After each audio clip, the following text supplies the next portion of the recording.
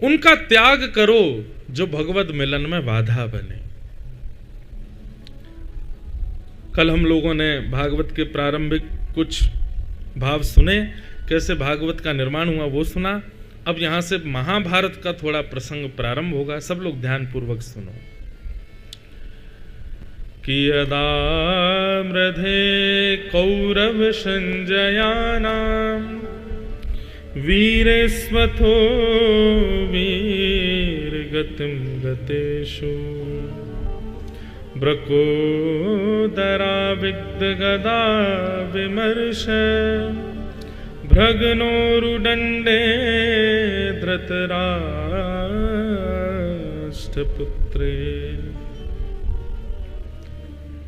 महाभारत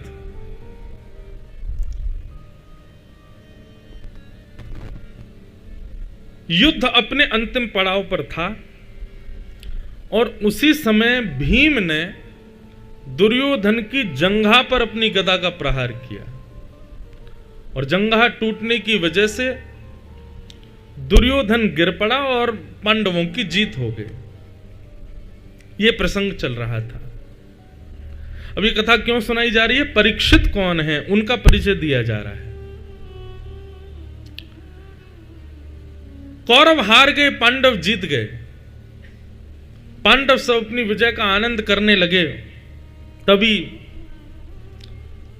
बदले की आग में जल रहा दुर्योधन सोचने लगा, ऐसा क्या करूं कि ये पांडव सुखी ना रह पाए। बंधुओं, एक बात बताएं, कलयुगी व्यक्ति का लक्षण क्या है? जिस व्यक्ति के चित्त में पाप रहता है उस व्यक्ति का लक्षण क्या है? कि अपने साथ हुए किसी गलत कार्य का वो सदैव बदला लेने का प्रयास करता है। देख लूंगा, छोड़ूंगा नहीं इसको मैं, इसने मेरे साथ ऐसा किया, इसको कभी ना कभी तो मैं बताऊंगा, कुछ तो मैं इसके साथ करूंगा। यह एक वैष्णव व्यक्ति का लक्षण नहीं है। भक्त व्यक्ति इस प्रकार की स्थिति में कभी नहीं रहता। मुझे उससे बदला लेना है, मुझे उसके साथ ऐसा करना है, उसने मेरे साथ ऐसा किया, मैं उसको छोड़ूंगा नहीं। यह प्रकार की भावना वैष्णव नहीं रखता।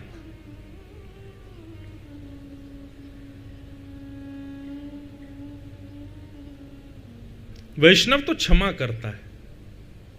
आपका चाहे जैसा व्यवहार हो वो आपको क्षमा करेगा। क्षमा बड़े को चाहिए। जो औहदे में बड़े होते हैं ना, जो बुद्धि से विवेक से बड़े होते हैं, वो क्षमा करते हैं, वो दंड नहीं देते।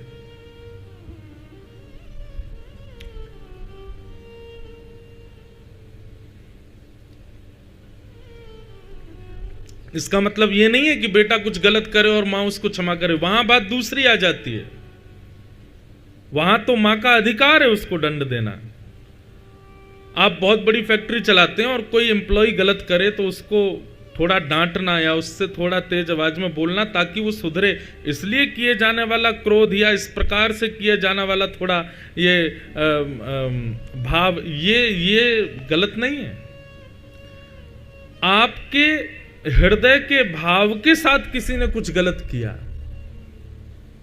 और उसके बाद आप बदला लेने का सोचो, नहीं, क्षमा करो, कोई बात नहीं, उसको क्षमा करो। दुर्योधन सोच रहा है ऐसा क्या करूं कि ये पांडव बैठ ना पाए। तभी गुरुपुत्र अश्वत्थामा वहां पर आए और गुरुपुत्र अश्वत्थामा को दुर्योधन ने कहा कि ये पांडव हमको हरा करके हस्तिनापुर की राज्य गद्दी पर बैठ गए, तुम कुछ ऐसा करो कि ये पांडव भी ना बैठ पाए। हम तो बैठ ही नहीं पाएंगे लेकिन ये भी नहीं बैठने चाहिए। जो वस्तु हमारी नहीं हुई हम किसी और की होती देख नहीं सकते। ये कलयुगी व्यक्ति का लक्षण है। मैं अगर इसको नहीं पा पाया तो ये भी नहीं पाए। कई बार संसार में ऐसे लोग देखे गए हैं, वो यदि किसी उपलब्धि को प्राप्त नहीं कर पाए तो उपलब्धि प्राप्त ना करने का संघर्ष नहीं होता उनको, अब वो इसलिए संघर्ष करते हैं कि इसको भी ना मिले। ये कलयुगी व्यक्ति का लक्षण है।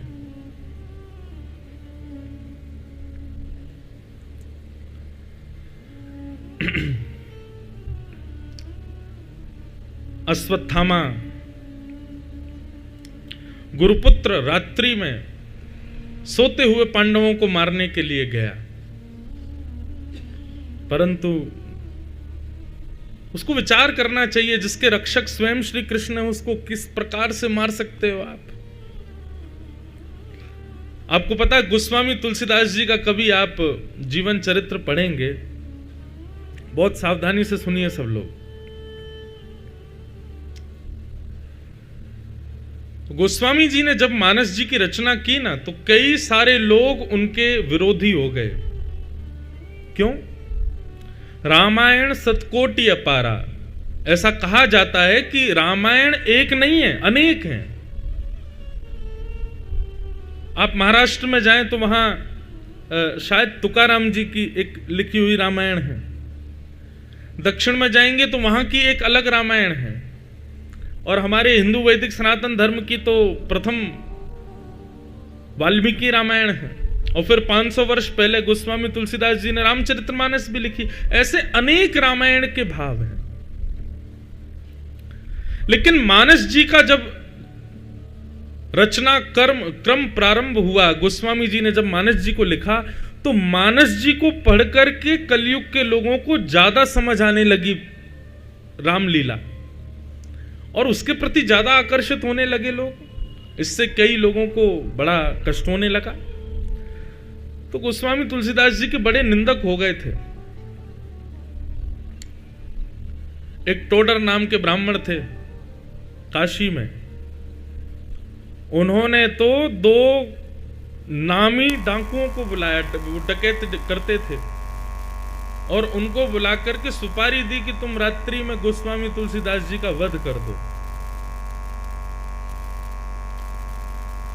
दोनों डाकुओं ने खूब सारा धन ले लिया था, बोले ठीक है हम रात्रि में आज जाकर के गोस्वामी जी का वध कर देंगे। 80 घाट पर कुटिया थी उनकी। जैसे ही दोनों डाकू गए गोस्वामी जी के वध के लिए, 80 घाट पर गोस्वामी जी की कुटिया के बाहर देखा कि 2 राजकुमार, इतने सुंदर, इतने सुकोमल, इतने प्यारे, रूप ऐसा कि नेत्र यदि देख लें तो पलक झपकना भूल जाएं, ऐसा रूप। वो पहरेदारी कर रहे थे गोस्वामी जी के भवन की। आहा, डाकू तो मारना ही भूल गए, उनके रूप को ही देखते रहे रात भर बैठे बैठे। सुबह होते ही पलक झपकी तो वे दोनों अंतर ध्यान हो गए।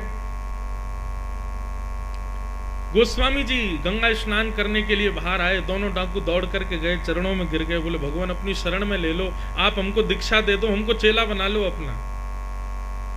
गोस्वामी जी बोले भैया तुम्हारे आव भाव और प्रणाम करने की स्थिति देख करके लगता तो नहीं है कि तुम वैष्णव हो, तुम कभी कथा वथा सुनते हो। तुम्हारी चाल चलन उठना बैठने से ये तो पता चलता है कि तुम महासंसारी व्यक्ति हो, फिर तुमको हमसे दीक्षा क्यों चाहिए? कथा सुनते हो, कथा में आते हो हमारी, बताओ कहां होती है हमारी कथा? डाकू बोले ये सब तो हमको नहीं पता।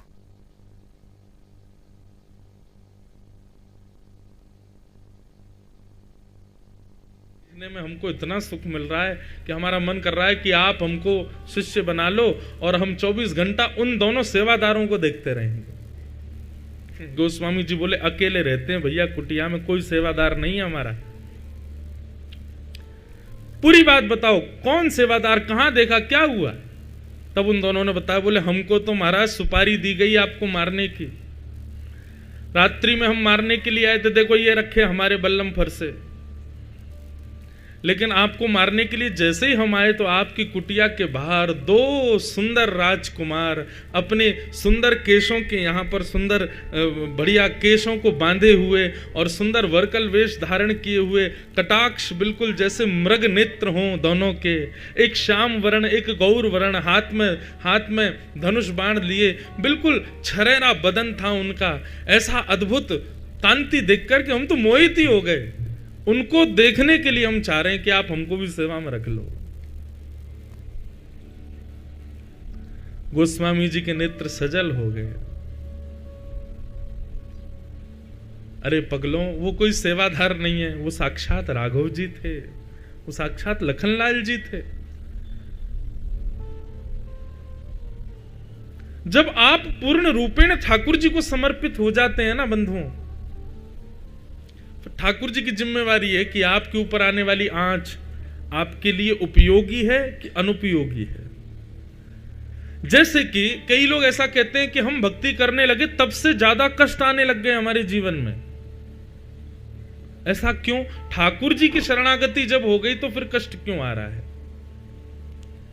बंधुओं, जब बच्चा छोटा होता है ना, तो वो सबसे ज्यादा किसके पास रहता है? अपनी मां के पास। लेकिन कभी कभी मां उस बालक को पकड़ करके वो क्रिया करती है कि वो निकल निकल के भागता है गोद में से, और उस समय उसको लगता है मेरी सबसे बड़ी शत्रु यही है। जैसे जब हम छोटे होते हैं तो किसी किसी दिन माँ को पता नहीं क्या होता है, वो पकड़ लेती है, उस दिन बेसन से नहवाती है, लगाए पूरे हाथ पाँव में, सब नहाए होंगे बेसन से, माँ सबको नहवाती है। और जिस दिन बेसन से नहवाती हैं और वो पत्थर से रगड़ा मारती हैं, उस दिन कौन बालक है जो रोवे ना?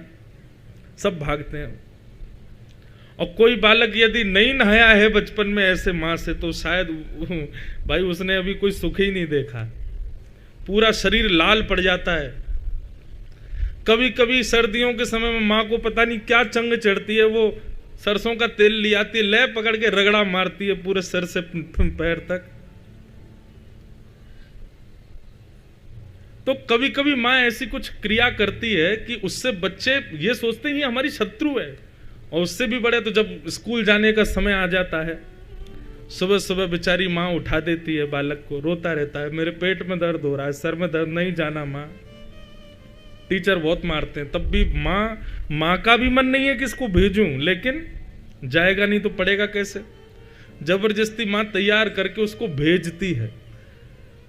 स्कूल बस में बैठा हुआ बालक इतना रोता है, अपनी माँ से देख करके रोता रहता है कि इसको मुझ पे दया आ जाए। ये मुझ पे दया क्यों नहीं कर रही है कि मुझे जाना नहीं है? लेकिन वो आवश्यक है उसके लिए। ठीक वैसे ही जब आप ठाकुर जी के शरणागत होते हो, उसके बाद आने वाले संकट आपके लिए आवश्यक है। वो आए आपके निर्माण के लिए। ठाकुर जी क्यों चाहेंगे कि आपके साथ कुछ बुरा हो? लेकिन वो होना जरूरी है, इसलिए होता है। उससे कुछ निर्माण होगा, उससे कुछ नवीनता आएगी, उससे कुछ सिखाना चाहते हैं ठाकुर जी, इसलिए होगा।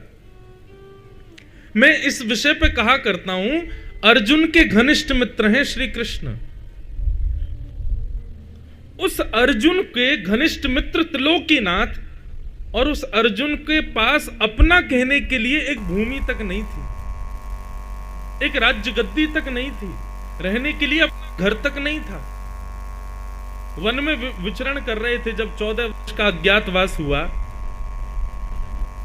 क्या श्री कृष्ण अर्जुन के लिए घर बना के, महल बना के की बजाय सब हो जाएगा? लेकिन नहीं। महाभारत का युद्ध हो ही नहीं, ठाकुर जी पलक झपके सारे कौरव मर जाएंगे। लेकिन नहीं, महाभारत युद्ध हुआ और अर्जुन को युद्ध करना पड़ा। आप ऐसा मत सोचा कीजिए कि भगवान कोई जादू की छड़ी है, वो जैसे ही हम उनके चरणों में गए अब सब काम बनते रहेंगे हमारे, अब कुछ बिगड़ेगा नहीं। ऐसा नहीं है। आप और मैं, हम सब अपने प्रारब्ध भोग रहे हैं।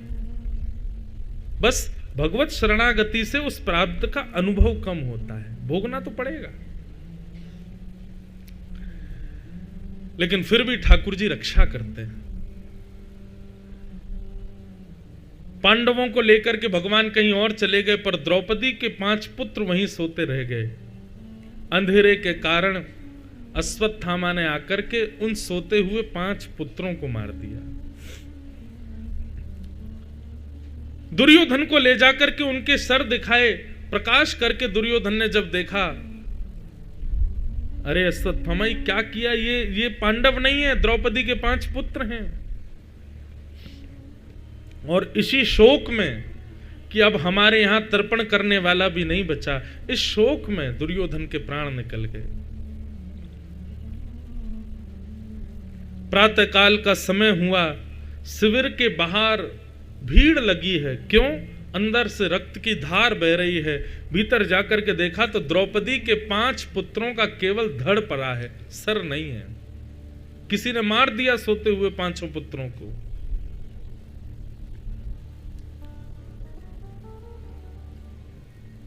अब देखो यहां पर भी बात आती है, द्रौपदी बहन है भगवान की, भगवान बहन मानते हैं द्रौपदी को। ठाकुर जी की बहन होने के बाद भी उसके 5 पुत्र मार दिए, ठाकुर जी ने नहीं बचाए।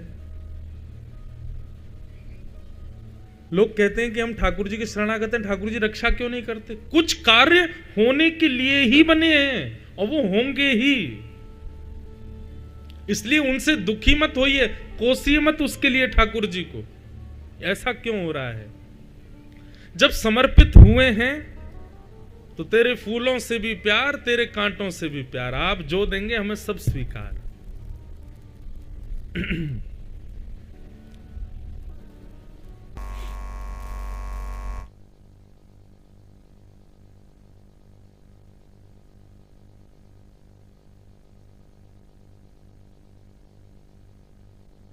अश्वत्थामा ने 5 पुत्रों को मार दिया।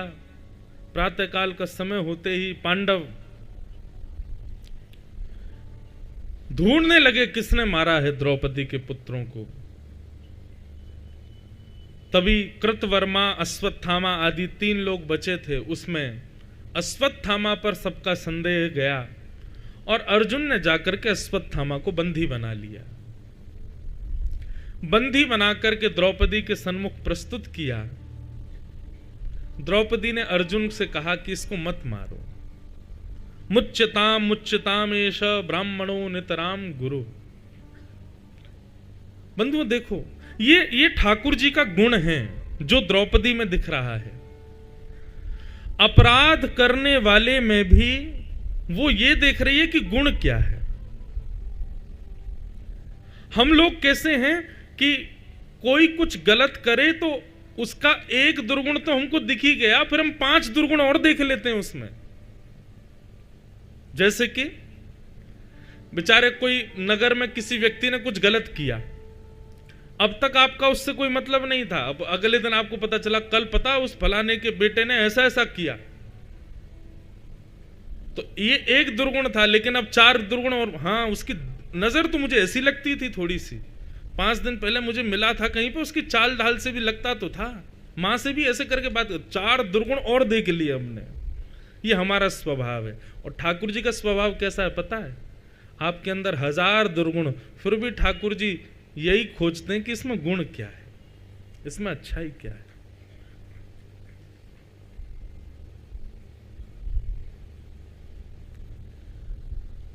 बंधुओं, आपकी भक्ति लाभकारी हो रही है, इसका एक प्रमाण यह भी है कि अत्यंत उपेक्षित व्यक्ति में भी आप गुण देख करके बताओ।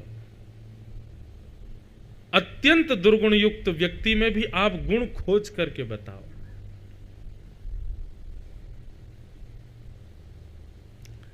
तब समझो कि आपकी भक्ति लाभकारी है।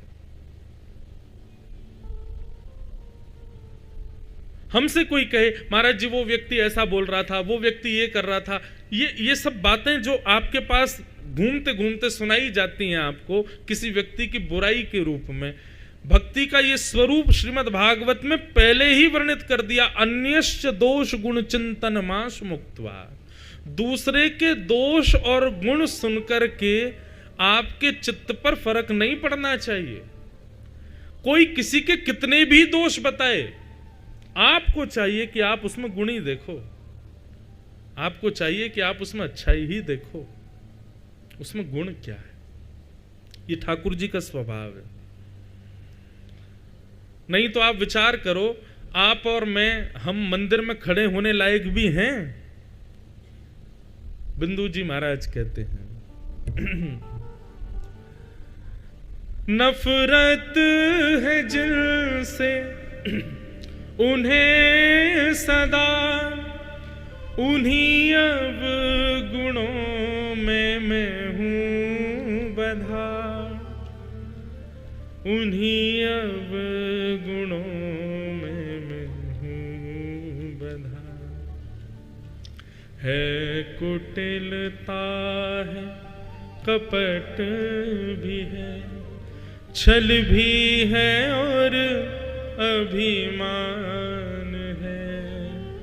फिर शाम कैसे शरण मिले, इस सोच में मेरे प्राण है।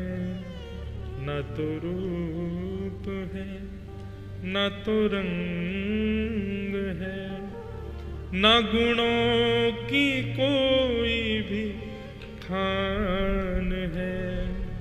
फिर शाम कैसे शरण मिले, इस सोच में मेरे प्राण है। न तो रूप है, ना तो रंग है। बंधुओं, आप सब मुझे एक एक पर्ची में लिख करके बताओ कि आपके अंदर ये गुण है, इससे ठाकुर जी आपसे मिल सकते। नहीं लिख पाओगे, और अगर आप लिख भी रहे हो ना, तो यही आपका सबसे बड़ा दुर्गुण है कि आपने अपना गुण लिख दिया। आप अपने गुण देख रहे हो। वहां सूरदास जी, जिनके पद सुनने के लिए ठाकुर जी थोड़ी पे हाथ रख के बैठे रहते थे कुटिया में, वो सूरदास जी कहते हैं, कौन कुटिल खल कामी मौसम, जोतन दियो ताही बिसरायो, ऐसो नमक हरामी।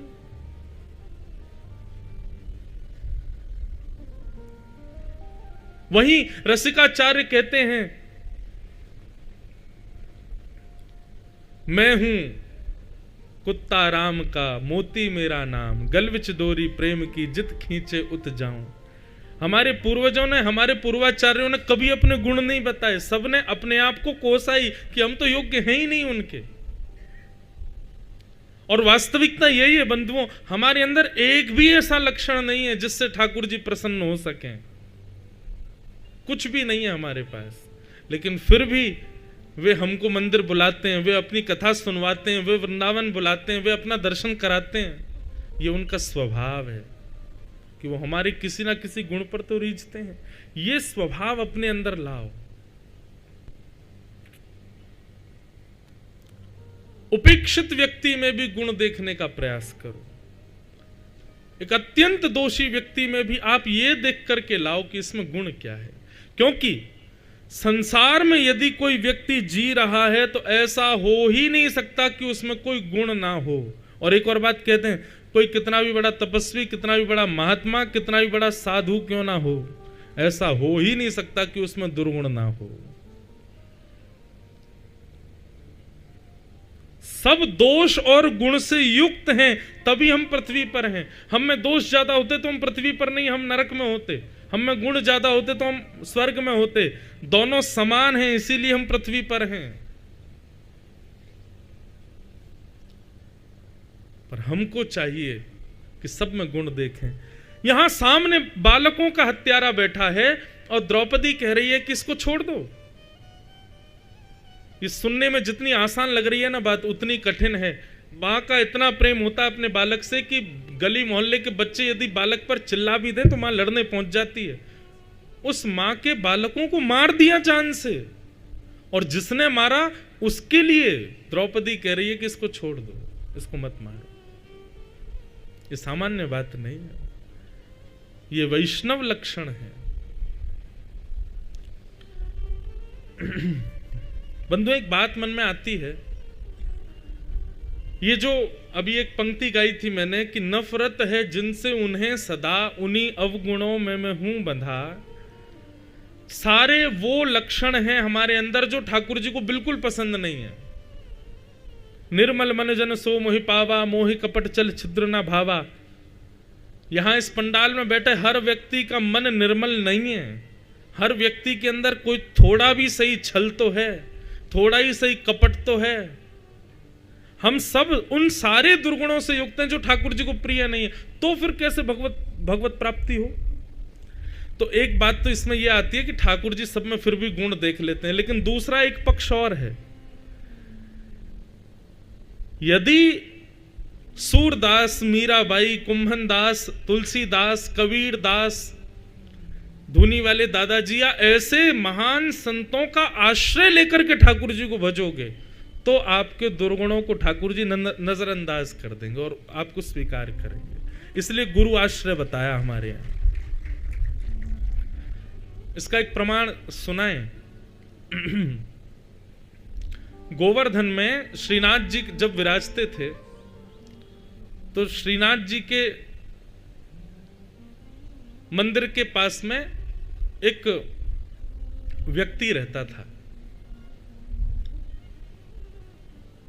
और वो क्या करता था कि शाम को बहुत सारी भीड़ इकट्ठी हो जाती थी और उनको बैठ करके ठाकुर जी के रूप का वर्णन करता था।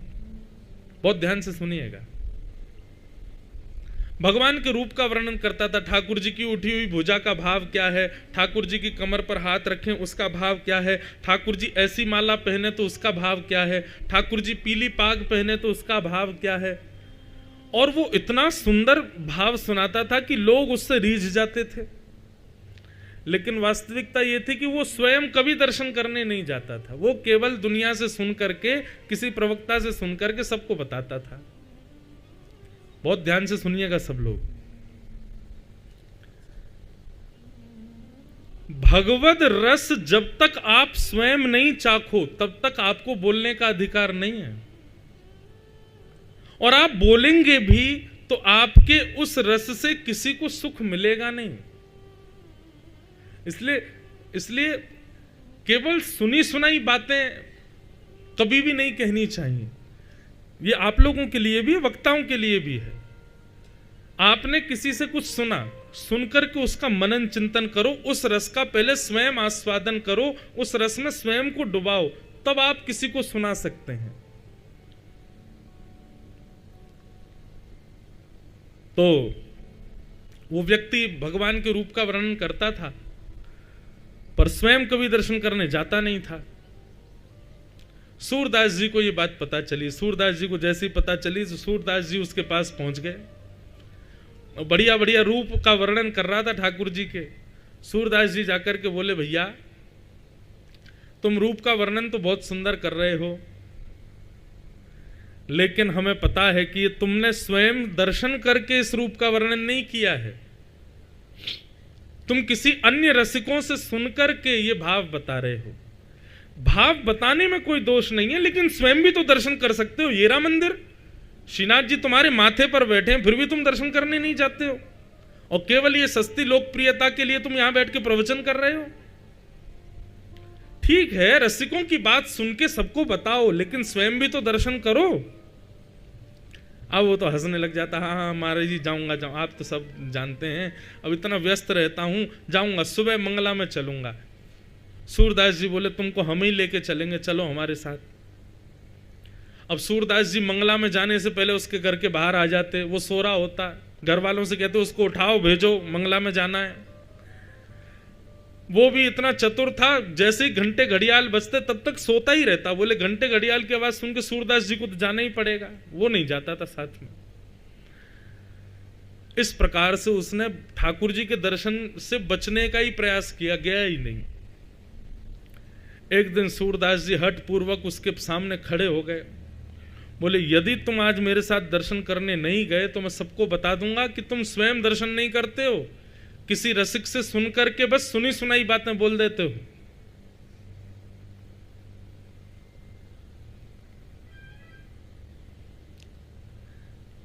आज बड़ा बेचारा दुखी, उसका मन बड़ा भर रहा था। जैसे तैसे सूरदास जी के साथ वो जबरदस्ती चला गया दर्शन करने।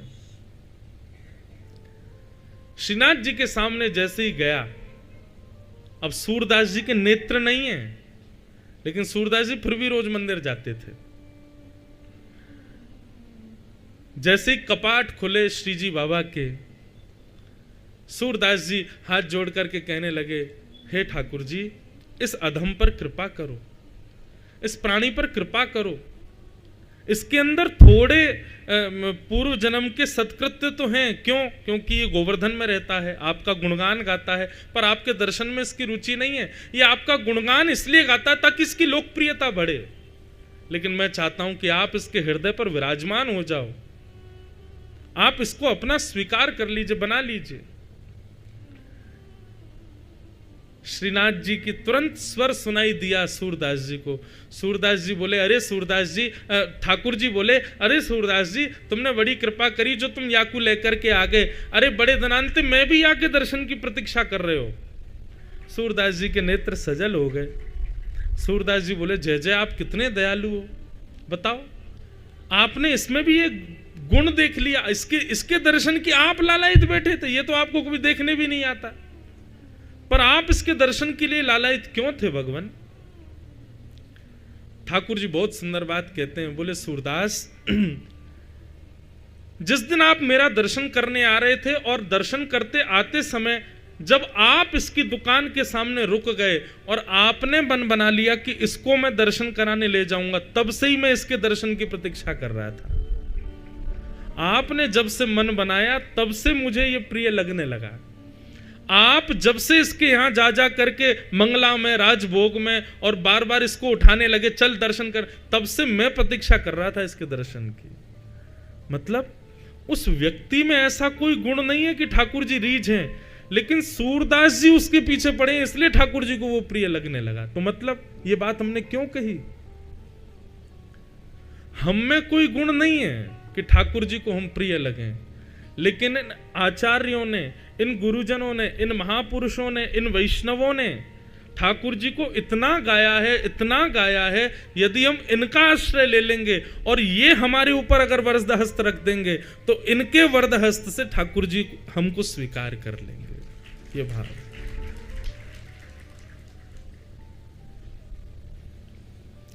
इसलिए कभी भी बंधुओं एक काम करना, साल में कभी एक बार वृंदावन में हो, चाहे किसी भी तीर्थ में हो, किसी वैष्णव के साथ दर्शन करने जाना, किसी वैष्णव का हाथ पकड़ के दर्शन करने जाना, आपको एक अलग अनुभूति होगी।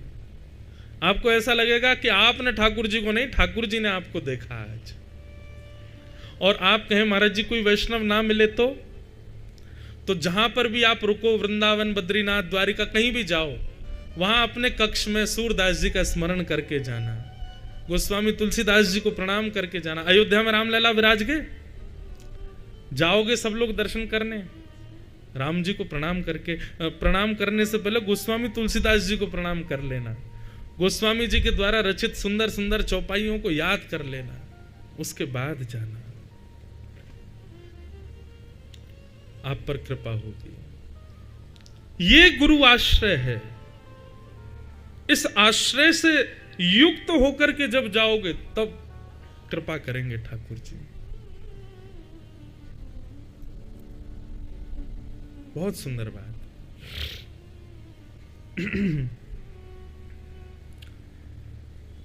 तो ये द्रौपदी का सद्गुण है कि वो अपने पुत्र के हत्यारे में भी गुण देख रही है कि ये ब्राह्मण है, इसको मत मारो। ये अपनी मां का इकलौता पुत्र है, इसको मत मारो। इसकी मां विधवा हो चुकी है, एक पुत्र के सहारे अपना जीवन जी लेगी, इसको मार दोगे तो इसकी मां अकेली पड़ जाएगी। अर्जुन, इसको मत मारो। यहां पर श्री सुखदेव जी महाराज कहते हैं कि द्रौपदी की बात में 5 भावों का दर्शन होता है। हर व्यक्ति को कोई भी निर्णय लेने से पहले इन 5 बातों का ध्यान रखना चाहिए। कौन कौन सी 5 बातें? तब सूत जी महाराज कहते हैं कि धर्मम न्यायम शकरुणम निर्वलीकम समम महत। सबसे पहली बात, आपका जो भाव हो, आपका जो निर्णय हो, उसमें धर्म का दर्शन होना चाहिए। वो अधर्म युक्त या फिर मनगणंत भाव नहीं होना चाहिए, वो धर्म युक्त भाव होना चाहिए। आपका कोई भी निर्णय हो, कोई भी डिसीजन हो, वो धर्म युक्त होना चाहिए, सबसे पहली बात। दूसरी बात, आपका जो निर्णय हो वो न्याय युक्त होना चाहिए। दो पक्ष होते हैं, एक अपना पक्ष, एक विपक्ष, तो दोनों पक्षों में न्याय होना चाहिए। ऐसा नहीं कि आपके संग तो बढ़िया हो गया, बेचारे दूसरे के साथ बुरा हो जाए। आपके निर्णय में न्याय होना चाहिए, धर्म होना चाहिए, न्याय होना चाहिए। तीसरी बात करुणा यानी कि दया होनी चाहिए। दया युक्त होकर के निर्णय लीजिए, कठोर होकर के निर्णय मत लीजिए। धर्म, न्याय, करुणा, और फिर कहा निर्विलीकम यानी कि निष्कपटता, निष्कपट भाव होना चाहिए। अपनत्व किसी के प्रति ज्यादा हो जाए, हम अपनी ओर उसका पक्ष ले लें, ऐसा नहीं।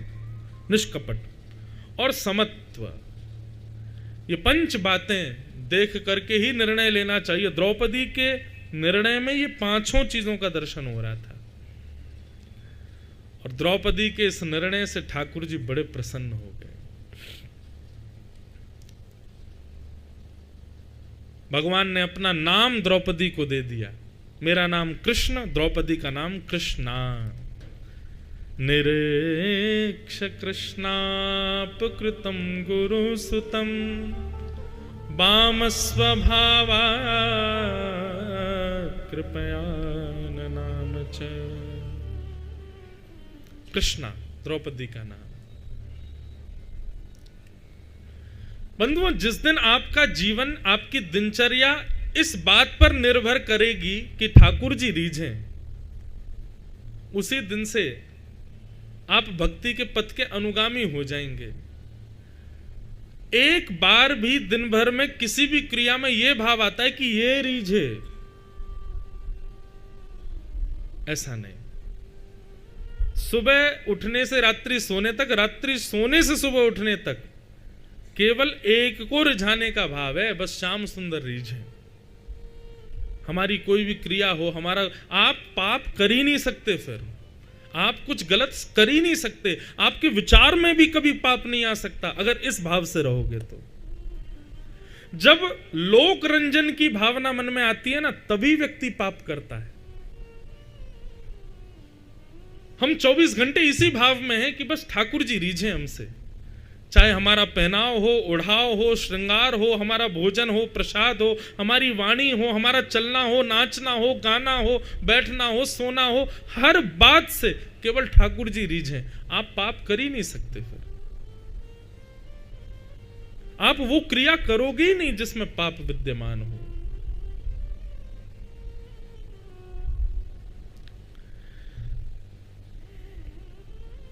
द्रौपदी का जो निर्णय है, इस पर कोई खुश हुआ कि नहीं पता नहीं, पर द्वारिकाधीश दूर खड़े खड़े इतने प्रसन्न हुए कि नेत्रों से आंसू गिरने लगे। ठाकुर जी बोले, एक मां होकर के अपने बालकों के हत्यारे को क्षमा कर रही है द्रौपदी, यह असंभव है, लेकिन फिर भी कर सकती है मेरी बहन जो है। भगवान ने उसको अपना नाम दे दिया। आपके 56 भोग से ठाकुर जी नहीं रीझते हैं, आपकी दुनिया भर की व्यवस्थाएं करके उत्सव करने से ठाकुर जी नहीं रीझते हैं। ये जीवन में आने वाली इस प्रकार की स्थितियों में आपके निर्णय से ठाकुर जी रीझते हैं कि आपने निर्णय कैसा लिया, आप विचार क्या कर रहे थे उस समय।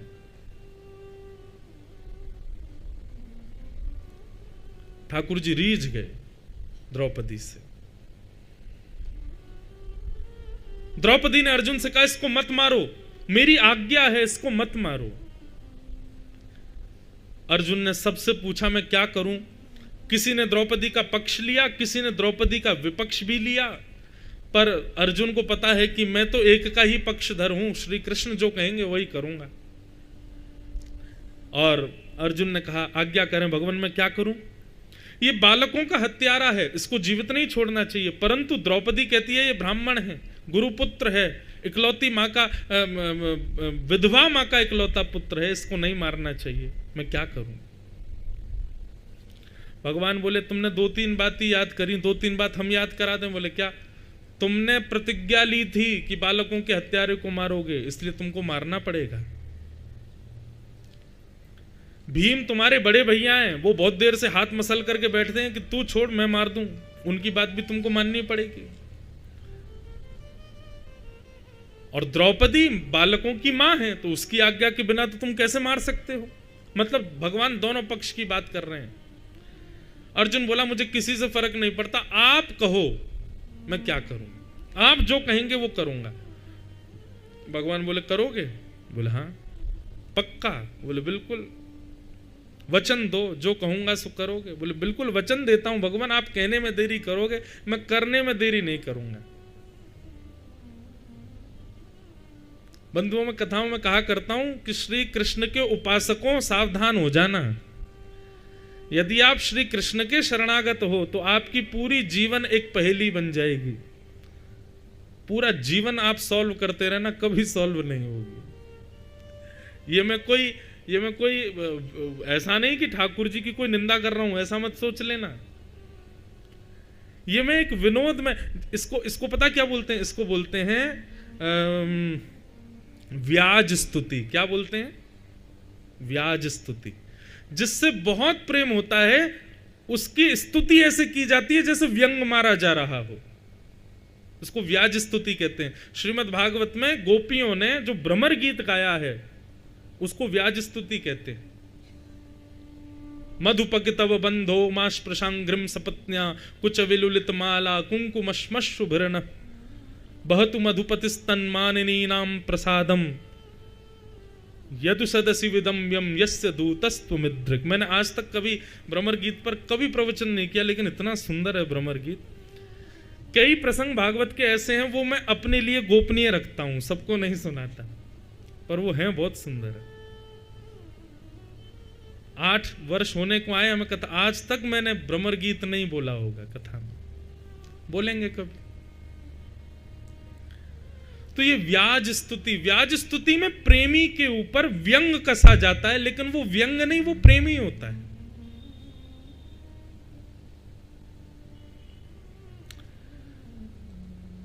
तो मैं एक व्याज स्तुति कर रहा हूं कि कृष्ण प्रेमियों सावधान हो जाना।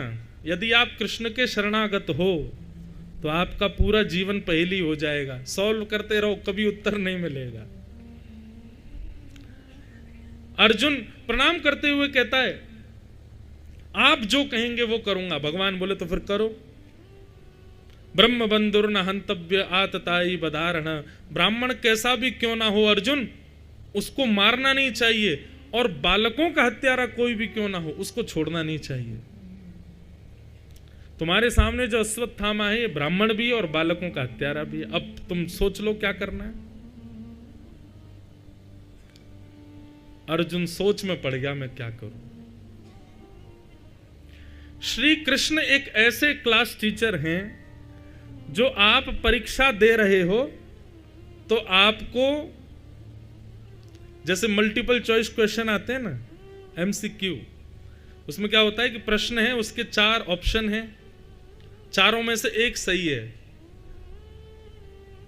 लेकिन टीचर हमारा इतना चंचल है, इतना चपल है कि वो जबरदस्ती गलत उत्तर पर हाथ रख के चला जाएगा, बोले इसको टिक करो ये ठीक है, और कहीं आपने उसकी मान के टिक कर दिया, नंबर कट जाएंगे। ये श्री कृष्ण है। आपको पता है कि सही उत्तर क्या है, पर वो जबरदस्ती गलत वाले पर उंगली रख के निकल जाएंगे। एक टीचर ऐसे थे हमारे स्कूल में, वो इतना फ्रेंडली रहते थे कि सब बच्चे पेपर देते समय उनकी ओर ऐसे बड़ी दया भरी दृष्टि से देखते थे कि आप आंसर दे दो, तो वो जबरदस्ती गलत आंसर पर उंगली रख के चले जाते थे। अब हमको तो संशय हो रहा था कि भाई ये वाला उत्तर है, ये इन्होंने तो तीसरा कोई नया ही बताया है। तो बाद में पता चलता कि ये बड़े चतुर हैं। ऐसे ही श्री कृष्ण हैं। आपको पता है कि ये गलत है और ये सही है, मुझे ये करना चाहिए, ये नहीं करना चाहिए, लेकिन फिर भी आपने प्रयास किया, चलो ठाकुर जी से पूछ लेता हूं, तो ठाकुर जी ऐसा उत्तर देंगे कि तुम और संकोच में पड़ जाओगे। मैं एक बार कहीं कथा में बता रहा था, एक हमारे पंडित जी, उनका ब्याह होने वाला था, तो मुझसे बोले महाराज जी घर वाले बहुत पीछे पड़ रहे हैं ब्याह करने के लिए, क्या करूं।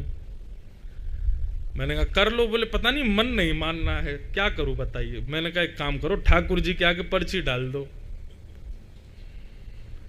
ठाकुर जी से आज्ञा ले लो क्या कह रहे। तो पर्ची में लिखा करो, एक पर्ची में करो मतलब कर लो, एक पर्ची में मत करो, और तीसरी पर्ची में जैसी तुम्हारी इच्छा। ये तीन शब्द लिख दिए, और ये जैसे ही 3 भाव लिख करके ठाकुर जी के आगे डाले, बेचारे पंडित जी की धड़कन चल रही जोर से, क्या होगा। अच्छा, मैंने पंडित जी से कहा कि कोई संभावना है मना करने की? बोले नहीं, घर वाले तो सब राजी करके बैठे हैं, बिल्कुल तैयार है मेरा हाँ ना सुनने की। मैंने कहा तुमने ना बोला तो बोले फिर भी करा ही देंगे। मैंने तो फिर पूछ क्यों रहे हो? बोले नहीं, बस मैं चाह रहा हूं ठाकुर जी की राजी एक बार मिल जाए। मतलब वो चाहते थे कि ठाकुर जी कह दें कर लो। पर्ची उछाल करके भैया लाल जी के चरणों से जैसी पर्ची उठाई उसमें आया मत करो। बेचारे परेशान हो गए, महाराज जी अब क्या करूं, सब बातचीत हो गई, रोका हो गया, ये हो गया वो हो गया। मैंने की लाल जी को देखो मंद मंद मुस्कुरा रहे हैं। बोले तू आयो ही क्यों पूछवे, और आयो तो फिर कर जो कह रहा हूं। हमने कहा चल एक बार और उछाल लेते हैं। एक बार और उछाला तो अब की बार आया कर लो। मैंने कहा यार देख वोट अलग अलग हो गए हैं, एक वोट गया कर लो पे, एक क्या मत करो, एक बार और उछाल लेते, अब की बार जो आया वो करेंगे। तीसरी बार उछाला तो उसमें आया जैसी तुम्हारी इच्छा। तीनों बार अलग अलग। अब मैंने की तू सुन, तू करे ही ले ब्याह। अब क्या हुआ कि उन पंडित जी का ब्याह हो गया। एक दिन बेचारे दुखी बैठे थे, मैंने क्या हो गया? बोले पत्नी बहुत लड़ती है। मैंने लाल जी मना कर रहे थे मत करो, फिर भी नहीं माने तुम। तो भैया ठाकुर जी श्री कृष्ण के उपासकों सावधान हो जाओ, आपको सही उत्तर पता होगा और आपने ठाकुर जी से पूछ लिया तो गलत उत्तर की ओर आज इशारा कर देंगे तुम्हारी बुद्धि जानने के लिए।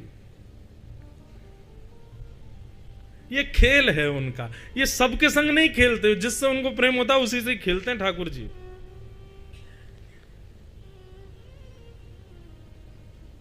पर वैष्णव समझ जाते हैं कि ठाकुर जी संकेत कर रहे हैं। माधवदास जी थे ना जगन्नाथपुरी के,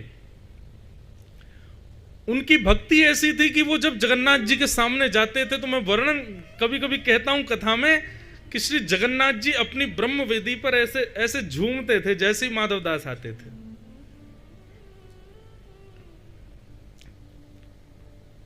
माधवदास जी वो भक्ति करते थे केवल जगन्नाथ जी को रिझाने के लिए, लेकिन जगन्नाथ जी ने पता क्या किया? उनकी ख्याति फैलाना शुरू कर दिया पूरे नगर में।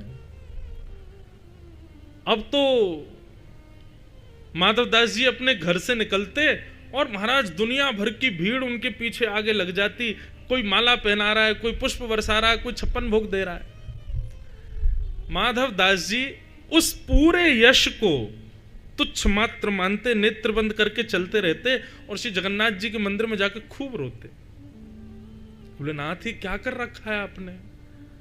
मैं ये संसार से माला पहनने के लिए आपकी भक्ति नहीं करता हूं, आपने मेरा इतना यश क्यों करवा दिया है? मैं आपसे एक वरदान चाहता हूं, ये सारा यश मेरा खत्म कर दो, नहीं तो मैं समुद्र में डूब करके अपने प्राण त्याग दूंगा। कोई मिलेगा ऐसा व्यक्ति जो ठाकुर जी से कह रहा है मेरी संपत्ति छीन लो, मेरा यश वापस ले लो? क्यों? क्योंकि मैं जानता हूं कि ये परीक्षा के रूप में आपने मुझे दिया है कि मैं इस यश से प्रसन्न हो रहा हूं कि नहीं। लेकिन मुझे इस यश की प्रसन्नता नहीं है भगवान, मुझे बस आप रीझे रहो, ये चाहिए। जगन्नाथ जी ने हृदय से लगा लिया माधवदास को। बोले हाँ माधव, वास्तविकता में ये यश मैंने इसलिए बढ़वाया कि मैं देखना चाह रहा था कि तुम अपनी भक्ति के होने वाले इस यश पर तुम आकर्षित हो रहे हो कि नहीं। ठाकुर जी पहेली हैं भैया, लेकिन हाँ ये भी कह दूं वो कितना भी खेल लें आपके साथ, लेकिन हाथ छोड़ेंगे नहीं कभी आपका, कभी गिरने देंगे नहीं।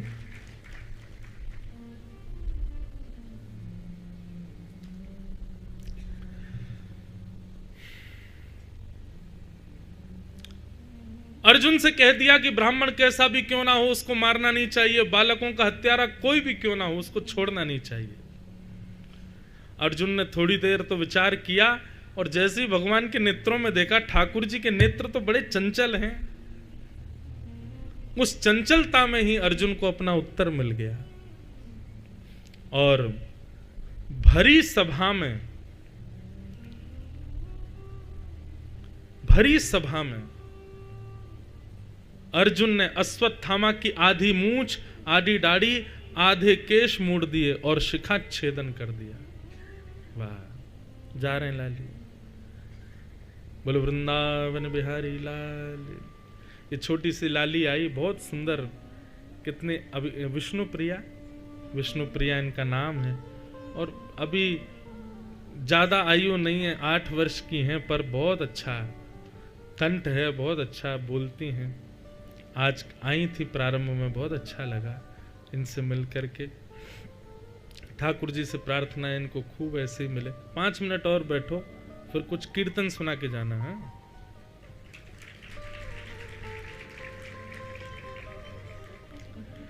तो आधी दाढ़ी मूछ शिखा छेदन करके अश्वत्थामा को भरी सभा में अपमानित कर दिया। मतलब ठाकुर जी कहना चाह रहे हैं ब्राह्मण है, इसको मार नहीं सकते, बालकों का हत्यारा है, इसको छोड़ नहीं सकते, तो फिर क्या दंड दें इसको? बोले मृत्यु से भी बड़ा दंड, जिसमें ये मरे भी ना, जीवित रहे और इसको दंड भी मिल जाए। और मृत्यु से भी बड़ा दंड है बंधुओं, अपमान, भरी सभा में अपमान, और वो भी उस व्यक्ति का जिसको सदैव सम्मान की बहुत इच्छा है। बंधुओं, वैष्णव का एक स्वरूप स्वभाव और है कि वो ज्यादा सम्मान की कामना नहीं करता, ज्यादा सम्मान के प्रति उसका भाव नहीं होता। मेरा सम्मान हो, मेरा नाम बोला जाए। मैं तो कभी कभी खुद ये बात सोच करके लोगों का ज्यादा नाम बोलता नहीं। मुझे कई सारे लोग ऐसे मिलते हैं जिनकी भक्ति ऐसी है कि वो मंच से बतानी चाहिए, पर मैं बताता हूं, उनका नाम नहीं लेता। ऐसा बोल दूंगा, एक व्यक्ति मिले थे, ऐसी ऐसी उनकी भक्ति थी। क्यों? क्योंकि नाम लिया तो कहीं वो नाम का आदी ना हो जाए। हम स्वयं बहुत प्रयास करते हैं, कहीं भी जाते हैं, बहुत सम्मान सब जगह मिलता ही है। इस कलिकाल में बंधुओं यही समझ लीजिएगा कि ये सम्मान ही आपकी भक्ति में सबसे बड़ी बाधा बनेगा। और हमारे लिए तो क्या हो गया कि व्यासपीठ पर बैठते हैं तो सब जगह सम्मान पहले मिलता है। कहीं भी जाएंगे माला पहले पहनाएंगे, प्रणाम पहले करेंगे, दंडवत करेंगे। अब उसमें 2 बात आ गई हैं, यदि उसको स्वीकार करते हैं तो मान बढ़ता है, और अस्वीकार करें तो लोग कहते हैं कितने अभिमानी महाराज जी, प्रणाम तक नहीं करने देते, बोलने तक नहीं देते, माला तक नहीं पहनते हमारे हाथ से। तो अभी तो बस ये कर दिया है कि ठाकुर जी जितना हो सके बचाए रखना, क्योंकि इस व्यासपीठ पर सम्मान तो बहुत मिलता है, और लेकिन वो सम्मान पचाने की हमको क्षमता देना बस। और एक बात और है बंधुओं, सम्मान आपका कोई करे पर आप उसको अस्वीकार कर दो हृदय से। बाहर से भले ही ले लो, लेकिन हृदय से अस्वीकार करो तो भी बचे रहोगे। हृदय से अस्वीकार करो, क्योंकि सम्मान की एक बार लत लग गई ना आपको, तो सम्मानम कलयाति घोर गरलम। इस कलयुग में सबसे बड़ा विष है सम्मान। सम्मान की लत लगते ही सारे अवगुण आपके भीतर एक एक करके आने, प्रवेश करने प्रारंभ कर देंगे। उससे बचो। अश्वत्थामा का भरी सभा में अपमान कर दिया। मणिम जहार मूर्धन्यम, उसकी मणि को निकाल करके धक्के देकर के सभा से बाहर कर दिया। और ठाकुर जी अब सबका सबका जो है तर्पण आदि करवा करके, श्राद्ध आदि करवा करके भगवान अब वापस द्वारिका को जाने को निकले। इतने में ही उत्तरा के गर्भस्थ शिशु को मारने के लिए अश्वत्थामा ने ब्रह्मास्त्र छोड़ दिया। उत्तरा दौड़ी दौड़ी भगवान के शरण में गई।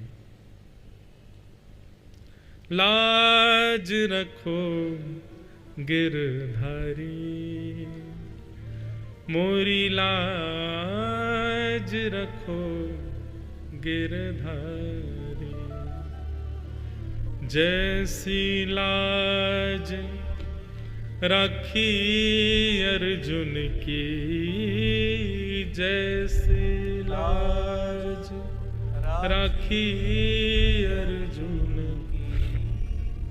भारत युद्ध पछारी, भारत युद्ध पछारी, सारथी हो के रथ को हाँक्यो सारथी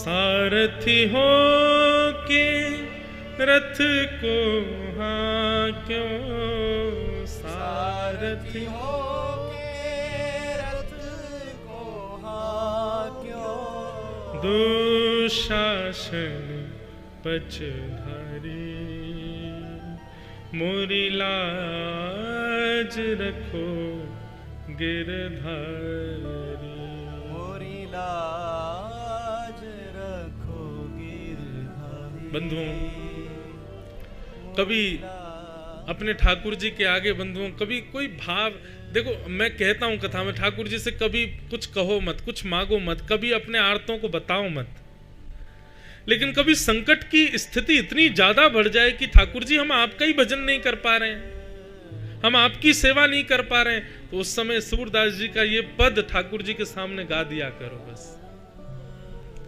जैसी लाज राखी द्रौपदी की, जैसी लाज राखी द्रौपदी की, जैसी लाज राखी द्रौपदी की, जैसी लाज राखी द्रौपदी की, दुशासन पचधारी दुशासन पचधारी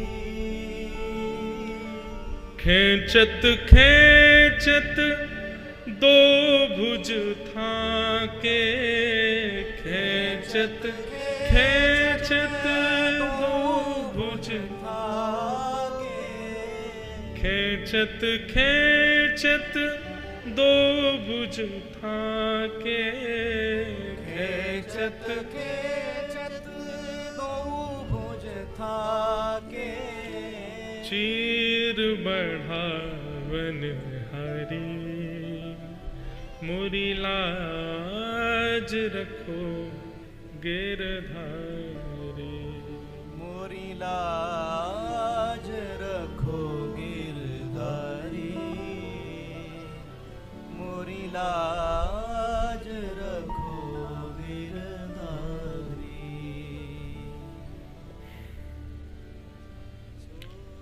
सूरदास की लाज रखो हरी सूरदास की लाज रखो हरी सूरदास की लाज रखो हरी सूरदास की लाज रखो हरी।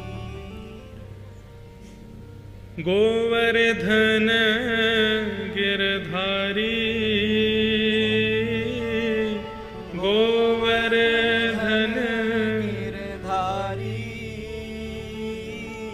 राधे राधे श्रीमन प्यारे राधे राधे श्रीमन प्यारे राधे राधे श्रीमन प्यारे राधे राधे श्रीमन प्यारे।